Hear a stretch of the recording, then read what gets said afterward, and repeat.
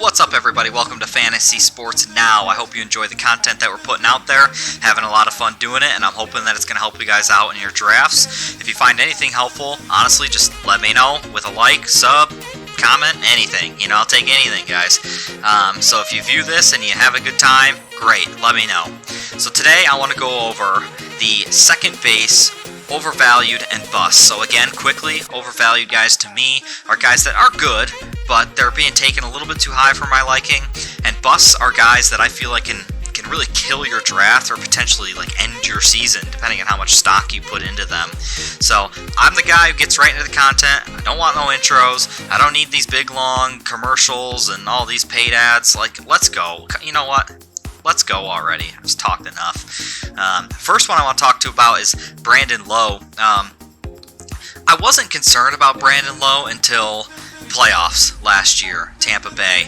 It's not something that's going to show up if you go look up his stat sheet right now, but he was not good at all in the playoffs, and it was just concerning because you start to wonder, like, is the Brandon Lowe we get the one from 2019, or is the Brandon Lowe the one in the playoffs? There's just too much unknown for me to feel comfortable taking him at the 64th overall draft pick. Depending on your league, the position eligibility is a little funky with him, but I would much rather have Ketel Marte.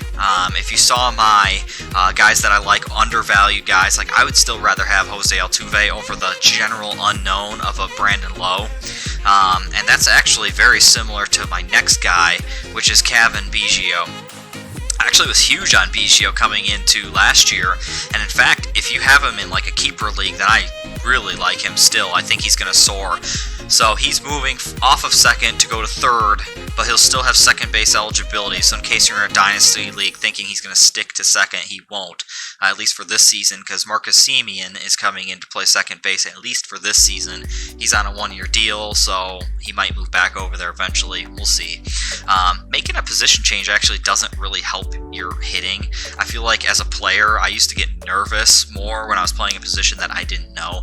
I don't think that's going to crush his value or anything, but the thing that we're seeing with Bgio is that he's very passive, which is fine. Like in real life, that's what I want to see in a hitter, but in fantasy, that doesn't really give you a whole lot, especially in leagues that don't count walks, which, guys, if you're in a league that doesn't count walks, start putting walks in there. It's an absolute essential part of the game. A walk is as good as a single, and I don't want to go down the whole tangent of that, but Bgio is more of a patient hitter, and he does hit for power. So for me, though, again, Ketel Marte, Altuve, Max Muncy, if he's got second base in your league, all of these guys are going much later. Even Moustakas is going much later, similar player. So I would wait and probably take somebody like that before I kind of went out a little bit too early and got Bgio. The one thing, again, that Bgio does have that the others don't have is that kind of dual eligibility. So that is nice. So if you're drafting him for that, then okay, fair. Totally fair. But if you're taking him to be your pure second baseman or your third base, I think that there's later better value, and you could probably spend that pick somewhere better. Alright, bust. These are guys that I think could kill your draft or kill you in the league for years to come. Okay, this is my red flag. Of all the busts I do, I am very concerned about Keston Hiura. Hiura, honestly, I like him, and I hope that he plays every day, but Milwaukee puzzles me.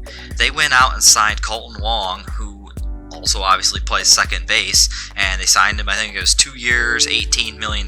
So you don't generally spend $18 million on your bench second baseman or infield guy.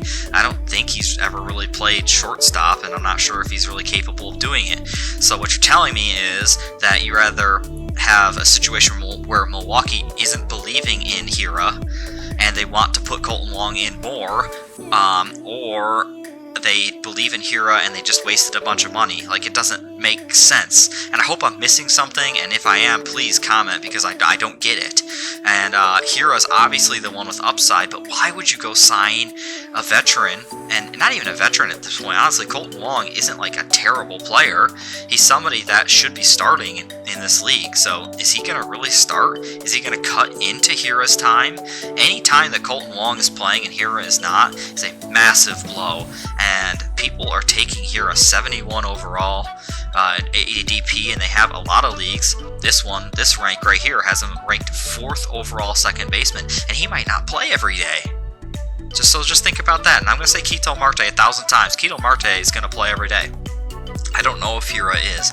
So big red flag. I hope news comes out of what they're planning on doing, because if it sticks to the way it is now, I'm very scared for anybody who took Herrera. Now, if it's a dynasty league, obviously it's a great pick, and keep him and just roll with the punches. But if it's a 1-year draft, I'm taking just about everybody behind him. 6, 7, maybe even 8 guys behind him, because I don't want to touch that. I don't know what you're doing, Milwaukee. I don't get it. Next up, Ozzie Albies.